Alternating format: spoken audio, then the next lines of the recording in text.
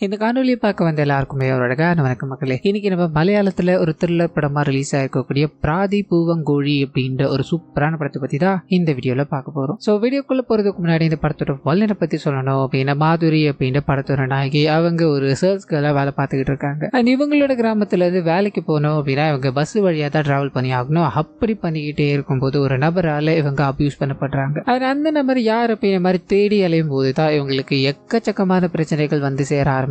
அது எல்லாத்தையும் தான் நாம இந்த வீடியோல பார்க்க போறோம். சோ கண்டிப்பா இந்த படம் உங்க எல்லாருக்கும் பிடிக்கும் அப்படின்னு நம்பிக்கையில இந்த வீடியோக்குள்ள உங்களை கொண்டு போறேன். இந்த படத்தோட ஸ்டார்டிங் சீன்லயே ஒரு வயசான நபரை நமக்கு காமிக்கிறாங்க.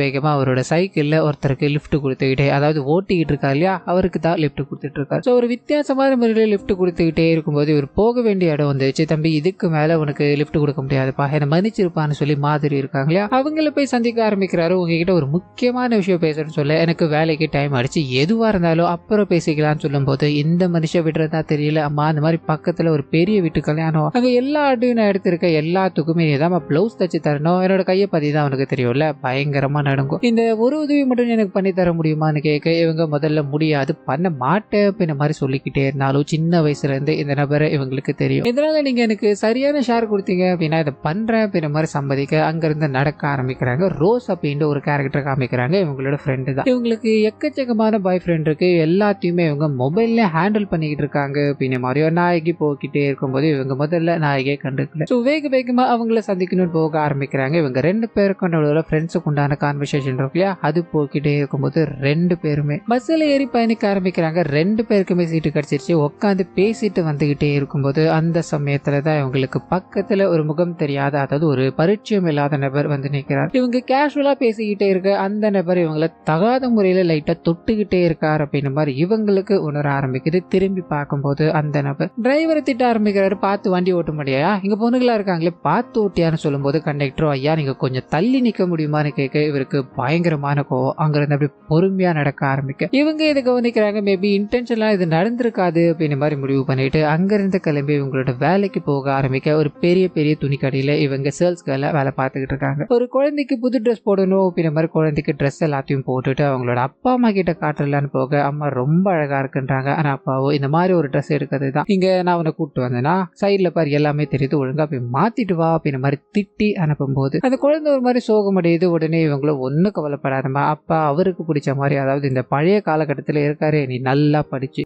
நிறைய அறிவு எல்லாத்தையும் வளர்த்துக்கிட்டு உனக்கு பிடிச்ச விஷயங்களை நீ பண்ணலாமா அப்படின்னு மாதிரி அந்த குழந்தைய தேத்தி விட்டுக்கிட்டே இருக்கும்போது அன்னைக்கு ஈவினிங் இவங்க சீக்கிரமா வீட்டுக்கு போய் ஆகணும் அப்படின்ற ஒரு தேவை. இதை பத்தி மேனேஜர் கிட்ட கேட்கும் போது, காலையில நீ ஒரு 3 நிமிஷம் லேட்டா வந்துட்ட, இதனால நீ லேட்டா தான் போய் ஆகணும், இதுல பெர்மிஷன் அப்படின்றது கிடையவே கிடையாதுன்னு சொல்ல இவங்களுக்கு போய் ஆகணும் அப்படின்ற ஒரு தேவை. இதனால எம்டி கிட்ட போறாங்க. அவர்கிட்ட கேட்கும் போது, இது ஒன்றும் கவர்மெண்ட் வேலை கிடையாதுமா, என் அப்பா கஷ்டப்பட்டு இந்த நிலைமைக்கு எனக்கு கொண்டு வந்திருக்கா, இப்படி நீங்க வந்துட்டு போயிட்டுமா இருந்தீங்கன்னா அந்த நிலைமை எப்படிமா என்னால காப்பாத்திக்க முடியும் அப்படின்னு மாதிரி சொல்லிட்டு முதல்ல வேண்டாம் அப்படின்ற மாதிரி இவங்கள ஒரு மாதிரி தோரணையில பேசி அனுப்பினாலும் அவங்க போறதுக்கு முன்னாடி கடவுள் கிட்ட வேண்ட ஆரம்பிக்கிறாங்க. இவருக்கு ஒரு மாதிரி டவுட்டா இருக்கு. அம்மா கடவுள் கிட்ட என்னமா வேணும்னு கேட்க, இல்ல சார் நான் கடவுளை வழிபடணும் அப்படின்றதுக்காக தான் பெர்மிஷன் கேட்டேன், நீங்க கொடுக்கல, இதனால கடவுள் கோச்சிக்கிட்டு உங்களை ஏதாவது பண்ணிட்டாருன்னா அதனால சார் உங்களுக்காக நான் கடவுளை வழிபட்டேன்னு சொல்ல இவருக்கு சாமி நம்பிக்கை அப்படின்றது கொஞ்சம் அதீதமா இருக்கு. ஏமா எனக்கு எந்த பிரச்சனையும் வராம நீ பாத்துக்கோமா, நீ முதல்ல இங்க இருந்து கிளம்புமா அப்படின்னு மாதிரி அனுப்பி வைக்கும் போது இவங்க கோயில் போறாங்க. அந்த வயசான நபர் இருக்கா இல்லையா, அவரை சந்திக்கிறாங்க. சாமி எல்லாத்தையும் கும்பிட்டு இவங்களோட சைக்கிள்ல 2 பேரும் பயணிக்கிறாங்க அப்படின்றத நமக்கு இங்க காமிச்சிட்டு, இதுக்கு அடுத்த நாள் காலையில வீட்டு வாசல்ல, அம்மா நீங்க வாங்கின கடத்தை எப்ப கட்ட போறீங்க, உங்களோட அப்பா வாங்கி வச்சுட்டு இறந்து போயிட்டார் அப்படின்னா அது பொண்ணுக்கு தானே நம்ம வந்து சேரும், பொண்ணு கட்டி தானே ஆகணும், உங்களோட நிலத்தை எல்லாத்தையும் விட்டுட்டு இந்த கடன் அடைக்க பாருங்க, இல்லைன்னா நடக்கிறதே வேற அப்படின்ற மாதிரி கண்ட மேனிக்கு பேசிட்டு போக இவங்ககிட்ட ஒரு 2 நிலம் இருக்குன்றப்போ 2 நிலத்துல ஒண்ணு அப்பாவை பதிச்சு வச்சிருக்காங்க. அது சென்டிமெண்டலா இவங்களுக்கு தேவை. இதனால இந்த கடன் அடிக்கணும் அப்படின்னா என்ன பண்ண போறோம்னு தெரியல. இன்னொரு நிலம் இருக்கு இல்லையா, அது விற்கணும் அப்படின்ற மாதிரி பல பேர்கிட்ட பேசிக்கிட்டே இருக்காங்க. அதுக்கான வேலைகள் ஒரு பக்கம் போக்கிட்டு தான் இருக்கு அப்படின்றத காமிச்சு இவங்க 2 பேரும் இப்ப வேலைக்கு போகணும். ஸோ பஸ்ல பயணிக்க ஆரம்பிக்கிறாங்க. 2 பேரும் எப்பவுமே யூஸ்வலா உட்காரது வழக்கமா இருக்கும் இல்லையா, இந்த வாட்டி சீட் இல்லாததால நின்றுகிட்டே இருக்கும்போது அதே சமயத்துல இதுக்கு முன்னாடி ஒரு வல்கரான ஒரு கேரக்டர் காமிச்சாங்களே, அந்த நபர் நபர் இந்த பஸ்ல ஏறாரு அப்படின்ற மாதிரி நிறைய பெண்களை பார்த்துக்கிட்டே இருக்கு. அதுல இவங்களை மட்டும் அவருக்கு பிடிச்சு போயிடுது. இதனால அடுத்த ஸ்டாப்பே அப்படியே கொஞ்சம் கொஞ்சமா நெருங்கி அவங்க பின்னாடி நின்றுகிட்டே இருக்கும்போது இவங்க இதை அவ்வளவா கவனிக்கல. அவங்களோட வேலைகள் எல்லாத்தையும் பார்த்துட்டு வந்துகிட்டே இருக்கும்போது இறங்குற அந்த சமயம் பார்த்து அந்த நபர் கொடூரமான ஒரு செயல், அதாவது இவங்க கிட்ட அத்துமீறி நடக்க ஆரம்பிக்கிறாரு. இவங்களோட பின்னாடி கை வச்சுட்டாங்கிறது எதுவுமே தெரியாத மாதிரி இறங்கி போய்கிட்டே இருக்க இவங்களுக்கு செம்ம டென்ஷன் ஆயிடுது. அது மட்டும் இல்லாம இங்க என்ன நடந்தது அப்படின்ற மாதிரி இவங்களால யோசிக்க கூட முடியல. இப்படி ஒரு வல்கரான செயலை செஞ்சது யாருன்னு திரும்பி பார்க்கும்போது அந்த நபர் இவங்க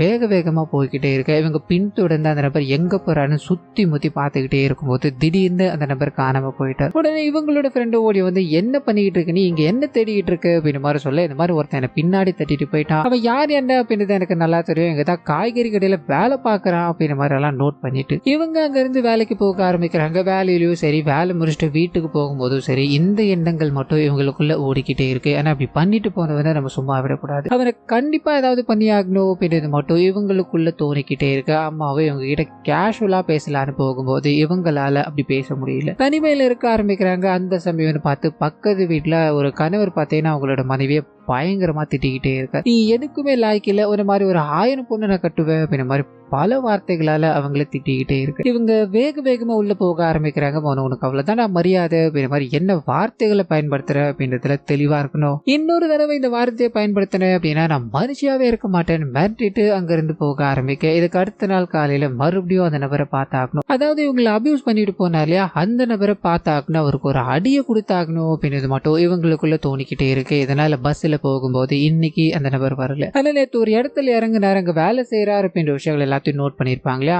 அங்க இவங்களோட ஃப்ரெண்டை கூட்டு போக்கிட்டே இருக்கும்போது ஒரு பெரிய பெரிய கூட்டம், அங்க ஏதோ ஒரு பயங்கரமான சண்டை நடந்துகிட்டே இருக்கு போல. இவங்களுக்கு என்ன எதுன்னு எட்டி பார்க்கும்போது தான் ஒரு பயங்கரமான ட்விஸ்ட் வந்து காத்துக்கிட்டு இருக்கு. நேற்று யார் தன்னை அபியூஸ் பண்ணிட்டு போனாரோ இன்னைக்கு யார் அவங்க அடிக்கணும் அப்படின்ற மாதிரி வந்திருக்காங்களோ அந்த நபர் தான் இங்க சண்டையில ஈடுபட்டுக்கிட்டு இருக்காரு. எல்லாரையும் போட்டு பயங்கரமான முறையில தாக்கிக்கிட்டே இருக்கு. அப்பதான் அந்த நபர் ஒரு பெரிய பெரிய ரவுடி அப்படின்றது இவங்களுக்கு தெரிய ஆரம்பிக்குது. இவங்களோட ஃப்ரெண்டும் நீ இப்ப போகாதடி, இங்க பெரிய பிரச்சனை போய்கிட்டு இருக்கு அப்படின்ற மாதிரி அவங்கள தடுத்து நிறுத்திக்கிட்டே இருக்கும்போது அந்த நபர் இருக்கா இல்லையா அங்க இருக்க எல்லாரையும் அடிச்சு போட்டுட்டு இன்னொரு தடவை என்ன ஏதாவது பண்ணணும்னு வந்தீங்கன்னு வைங்களேன், அப்ப நீங்க இதைதான் யோசிக்கணும் அப்படின்ற மாதிரி அங்க ரோட்டை ட்ரில் பண்ற ஒரு மிஷின் இருக்கு. அதை எடுத்து அந்த நபரோட கைகளை ரொம்ப கொடூரமான முறையில காயப்படுத்திட்டு வண்டியில கிளம்பி போய்கிட்டே இருக்கும்போது இந்த விஷயத்த ஹீரோயின் பார்க்க ஆரம்பிக்கிறாங்க. அவன் எவ்வளவு பெரிய ஆளா இருந்தாலும் சரி அவன் ஒரு தப்பு பண்ணிட்டு போயிட்டான், அதுக்கான தண்டனையை கொடுத்தாக்கணும் அப்படின்ற மாதிரி ஒரு முடிவுல இருக்கும்போது அந்த சமயத்துல தான் அதே இடத்துல அதாவது இவங்களோட வேலை செய்யற இடத்துல இருக்க ஒரு லேடி இவங்க கிட்ட பேச ஆரம்பிக்கிறாங்க. அந்த நபரை நீங்க அடிச்சாகணும், அந்த நபரை ஏதாவது பண்ணி ஆகணும் அப்படின்ற மாதிரி இருக்கா, உங்களுக்கு என்ன உதவினாலும் கேளுங்க நான் பண்ணி தரேன்னு சொல்ல. சோ அந்த அபியூஸ் பண்ண நபரோட பேர் ஆந்தப்பன் அப்படின்னது. அவருக்கும் இந்த லேடிக்கும் கூட ஏதோ ஒரு பிரச்சனை இருக்கு போல. அதனாலதான் இவங்க நாயகியோட விஷயத்துல ரொம்ப இன்வால்மெண்டா இருக்காங்க அப்படின்றத நமக்கு காமிக்கும் போது அந்த சமயத்துல அந்த ஆந்தப்பன் எங்க இருக்காரு அப்படின்றத நாயகி தேடி அலைய ஆரம்பிக்கிறாங்க. அவர் ஒரு போட் ஹவுஸ்ல இருக்காரு அப்படின்ற தகவல் தெரிஞ்சதோ அங்க வேக வேகமா போய்கிட்டே இருக்கும்போது அந்த நபர் புல்லட்ல இருந்து இறங்கி ஒரு பெண்ணை சந்திக்கிறாரு. அந்த பெண்ணை கூப்பிட்டுக்கிட்டு வண்டியில பயணப்பட்டுக்கிட்டே இருக்கும்போது நாயகி பின்னாடி ஓடி வந்து அவர் தடுத்து நிறுத்தணும் அப்படின்ற மாதிரி எவ்வளவோ ட்ரை பண்ணிக்கிட்டே இருக்க முடியல. இதனால இந்த சோகத்தோட வீட்டுக்கு போகும்போது வீட்டுல அந்த நபர் இருக்காலே அது அந்த வயசான நபர், எனக்காக நீங்க பிளவுஸை தச்சு வைக்க முடியுமா, இவ்வளவு லேட்டா வர்றதுக்கான காரணம் என்னமா அப்படின்ற மாதிரி அக்கறையோட கேட்கும்போது இவங்க மன ரீதியா பல பிரச்சனைகள்ல இருக்காங்க, இதனால இந்த பிளவுஸை என்னால தச்சு தர முடியாது, இதுக்காக நான் உங்ககிட்ட மன்னிப்பு கேட்டுக்கிறேன்னு சொல்லி அடுத்த நாள் அந்த ஆந்தப்பனோட வீடு எங்க இருக்கு அப்படின்றது இவங்களுக்கு தெரிய ஆரம்பிக்குது. வேக வேகமா அங்க போய் உங்களோட கணவர் எங்கன்னு கேட்கும்போது அந்த லேடி என்னோட கணவரை தேடுறதுக்கு நீ யாரு, உனக்கும் என்னோட கணவருக்கு என்னமா தொடர்பு அப்படின்ற மாதிரிலாம் கேட்க இவங்க செம்ம டென்ஷன் ஆயிடுறாங்க. நடந்த விஷயங்கள் எல்லாத்தையும் சொல்லி உன்னோட கணவரை கூப்பிட வேண்டியது தானே, அவன் உள்ளதான் இருக்கானா அப்படின்ற மாதிரி பயங்கரமா கத்திக்கிட்டே இருக்கும்போது என் கணவர் முன்னாடி அப்படி இப்படின்னு தெரிஞ்சிருப்பீங்க, அவர் ஏதாவது பண்ணியிருப்பாரு, இதுக்கு எல்லாத்துக்கும் என்னோட கணவரை குத்தம் சொன்னா அதுக்கு நாங்க என்ன பண்ண முடியும் அப்படின்ற மாதிரி பேச ஆரம்பிச்ச இவங்க பயங்கரமா அழவும் ஆரம்பிக்கிறாங்க. முதல்ல போலீஸ்காரங்க அடிக்கடி வீட்டுக்கு வந்தாங்க, இப்ப யார் எவனே தெரியாத பொண்ணுங்களா வீட்டுக்கு வருதுங்களே, இது எல்லாமே அந்த ஆளை சொல்லணும்னு புலம்பிக்கிட்டே இருக்க மக்கள் கூட ஆரம்பிக்கிறாங்க. இதனால நாயகி அவ வந்தா அப்படின்னா உடனடியா என்ன வந்து பார்க்க சொல்லு அப்படின்ற மாதிரி அங்க இருந்து கிளம்ப. இதுக்கு அடுத்த நாள் ஆந்தப்பா இருக்கா இல்லையா சண்டை போட்டுக்கிட்டே இருக்கும்போது ஒரு சின்ன பையன் கிட்ட இருந்து சாவியை வாங்கி வண்டியில பயணப்பட்டாருன்னு இருக்கும். அந்த சின்ன பையனை நாயகி சந்திக்கிறாங்க. சோ இவன் அவனாச்சு அப்படின்ற மாதிரி வேக வேகமா துரத்தி கண்டுபிடிக்கும் போது இவனுங்க கேங் எல்லாமே ஹீரோயின் ஒரு போலீஸ்காரங்க அப்படின்ற மாதிரி நினைச்சுக்கிட்டாங்க. இதனால ஹீரோயின் மிரட்டி விசாரிக்கும் போது ஆந்தப்பனை போலீஸ் தேடிட்டு இருக்காங்க. இதனால வெளியே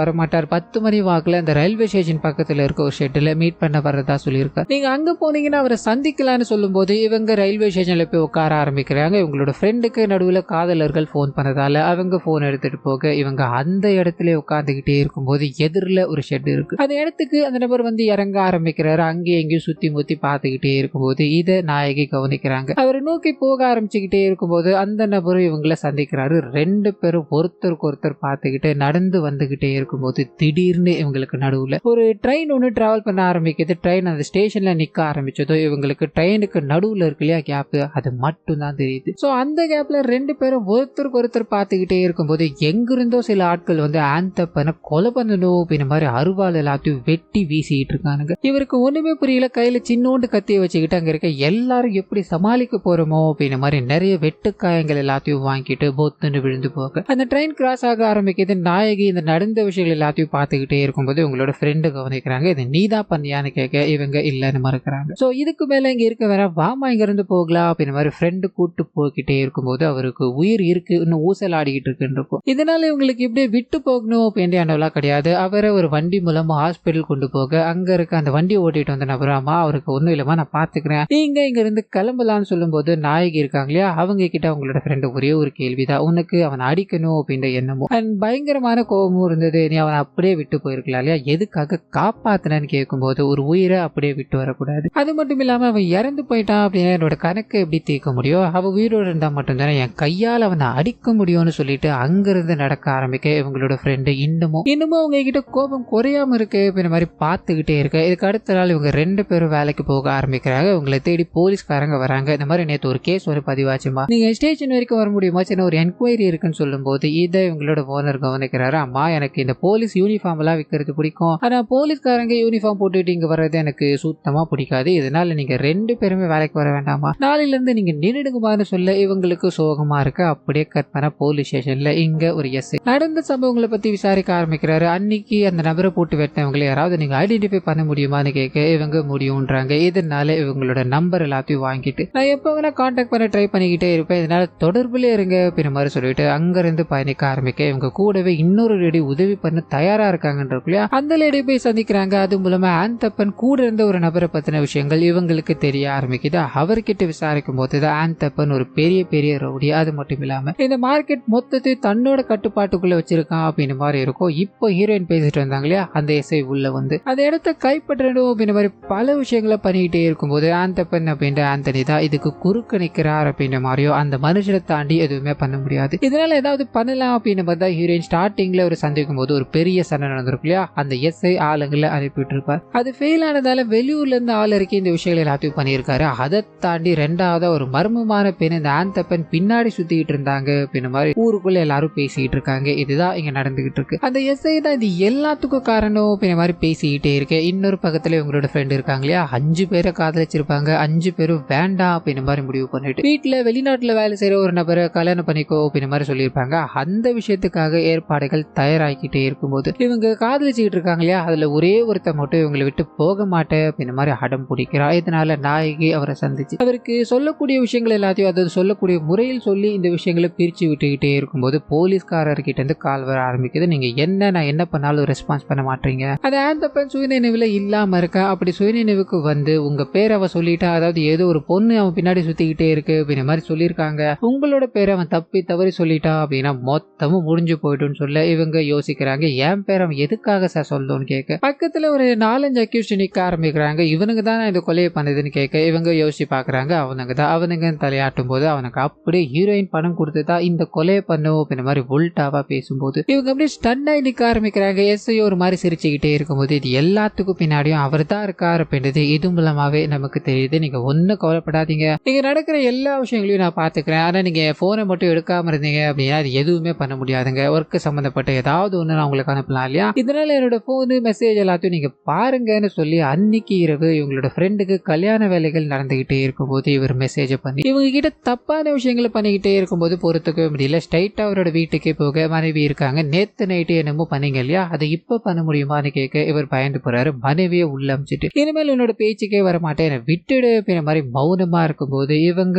அங்கிருந்து கிளம்பி வீட்டுக்கு போக அந்த போலீஸ்காரர் இருக்கா இல்லையா, என் வீடு ஏறி நீ அசிங்கப்படுத்திருக்க, உன்னை எப்படி ஈஸியா விட முடியும் அப்படின்ற மாதிரி முதல் வேலையா எல்லா போலீஸ்காரர்களையும் வீட்டுக்கு அமிச்சு வீட்டுல அந்த நபரை கொலை பண்ண பயன்படுத்தப்பட்ட ஆயுதம் இருக்கா அந்த நபர் மட்டும் எழுந்து சாட்சி சொல்லிட்டான் அப்படின்னா நீ காலி அப்படின்ற மாதிரி லிட்டரலி இங்க எல்லா போலீஸ்காரங்களும் மிரட்டிட்டு அங்கிருந்து போக ஆரம்பிக்கிறாங்க. கட் பண்ண அவருக்கு சுயநினைவு, அதாவது அந்த ஆந்தப்பனுக்கு சுயநினைவு வந்துருச்சு. அவரை விசாரிக்கும் போது இதுக்கு பின்னாடி எந்த பொண்ணும் கிடையாது, எதுவும் கிடையாது, இது யார் பண்ணா அப்படின்றது எனக்கு நல்லாவே தெரியும், அதை நானே பாத்துக்கிறேன் அப்படின்ற மாதிரி எஸ்ஐயை பார்த்து முறைச்சிக்கிட்டே இருக்கு. ஸோ எஸ்ஐக்கு தெரிஞ்சு போயிடுச்சு, உன்னால முடிஞ்சதை பார்த்துக்கோப்பான்னு அவர் ஒரு பக்கம் நின்றுகிட்டே இருக்கும்போது நடுவுல ஹீரோயின் இருக்காங்க இல்லையா, அவங்க உள்ளூர்ல பல பிரச்சனைகளை சந்திக்க ஆரம்பிக்கிறாங்க. உள்ளூர் மக்கள் எல்லாருமே உங்களுக்கு வேலை போயிடுச்சு, அங்க பணத்தை திருடி இருப்பா போல, அதனாலதான் வேலை பிடிங்கிட்டாங்க அப்படின்ற மாதிரியோ இந்த போலீஸ்காரர் தப்பா நடந்துக்கிறார், அந்த ஒரு நபர் அடிக்கணும் அப்படின்ற மாதிரி துடிச்சுக்கிட்டு இருக்காங்க. இவ்வளவு போல்டா இருக்காங்க அப்படின்ற மாதிரி எக்கச்சக்கமான புரணிகள் இவங்களை பத்தி பேசிக்கிட்டே இருக்கு. இவங்க வீட்டுல இருக்க எல்லாருக்கும் சோகமா இருக்கு, என்ன நடக்க போகுது, இவளோட வாழ்க்கை என்ன ஆக போகுதோ அப்படின்ற மாதிரி யோசிச்சுக்கிட்டே இருக்க ஒரு நபரை கூட்டு வந்து மாப்பிள்ளையா நிறுத்துறாங்க. இவங்களோட எல்லா பாஸ்ட்டுமே தெரிஞ்சவங்களை நான் கல்யாணம் பண்ணிக்கிறேன்னு சொல்லும் போது இவங்க இதை ஏத்துக்கிறதா தெரியல, என்ன இந்த மாதிரி ஒருத்தன் அபியூஸ் பண்ணிட்டான், அவனை அடிச்சதுக்கு அப்புறம் தான் நான் உங்களை கல்யாணம் பண்ணிப்பேன் அப்படின்ற மாதிரி சொல்ல அந்த சமயத்துல தான் அந்த நபருக்கு, அதாவது ஆந்தப்பனுக்கு சுயநினைவு வந்துருச்சு அப்படின்னு தகவல் கிடைக்க ஆரம்பிக்குது. ஸோ அவனை தேடி அலைய ஆரம்பிக்க இந்த விஷயங்கள் எல்லாத்தையும் போலீஸ்காரங்க மறைமுகமாக கவனிக்கிறாங்க.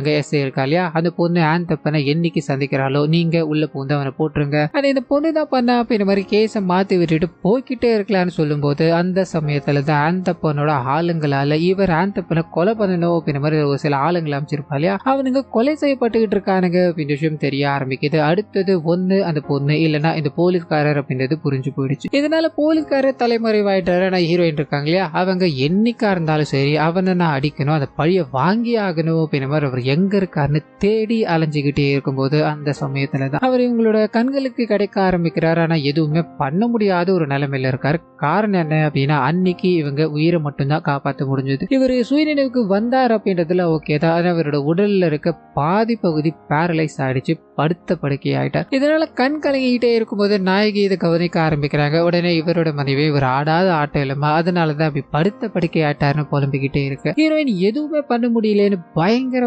வண்டியில பயணப்பட்டுக்கிட்டே இருக்கும்போது ஒரு ஸ்கூல் பொண்ணுக்கு வேற ஒரு நபரால அபியூஸ் நடக்க ஆரம்பிக்குது. இந்த விஷயத்தை இவங்க பார்த்ததோ இவங்களுக்கு தோன்ற விஷயங்கள் எல்லாமே என்ன அப்படின்னா இவங்களுக்கு நடந்த விஷயங்கள் தான் இவங்களோட கோபத்தை, அதாவது தன்னை அபியூஸ் பண்ண நபருக்கு கொடுக்கணும் அப்படின்ற மாதிரி ரொம்ப நாட்களா காத்துக்கிட்டு இருந்தாங்க இல்லையா, அந்த எல்லா அடிகளையும் இவருக்கு கொடுத்துக்கிட்டே இருக்கும்போது நடுவில் இது எல்லாத்தையுமே அந்த ஆந்தப்பன் நினைச்சுக்கிட்டு தான் இவங்க அடிச்சுக்கிட்டே இருக்காங்க. அடி வாங்குற நபரும் நான் இந்த மாதிரி ஆந்தப்பன் கிடையாது, எதுக்காகமா என்ன அடிக்கிறேன்னு கேட்கும்போது அவனும் சரி நீயும் சரி ரெண்டு பேருமே ஒரே ஆளுங்க தாண்டா, நீங்க இங்க இருக்கவே தகுதி இல்லாதவங்க அப்படின்ற மாதிரி அவரோட கையை அடிச்சு உடைச்சிட்டு அங்கிருந்து நடந்துகிட்டே இருக்கும்போது அந்த அபியூஸ் பண்ணப்பட்ட பொண்ணு இருக்கு இல்லையா, அது இந்த நபரை போய் பார்க்குது, பலார்னு அறை கொடுத்துக்கிட்டே இருக்கும்போது ஸோ சேஞ்சஸ் இங்க இருந்து உருவாக ஆரம்பிச்சிச்சு. இந்த விஷயங்கள் எல்லாத்தையும் அவங்க பார்த்துக்கிட்டு சிரிச்சுக்கிட்டு போய்கிட்டே இருக்கும்போது இவங்களோட மைண்டு கொஞ்சம் ரிலீஃப் ஆகுது. அது கூடவே இந்த படத்தை முடிக்கிறாங்க. ஸோ கண்டிப்பா இந்த படம் வாய்ஸ் உங்களுக்கு பிடிச்சிருக்கோ அப்படின்ற மாதிரி நம்புறேன். இந்த வீடியோல ஏதாவது நிறை குறைகள் இருந்தது அப்படின்னா அதை மறந்துடாம கமெண்ட்ஸ்ல பதிவிட்டுருங்க.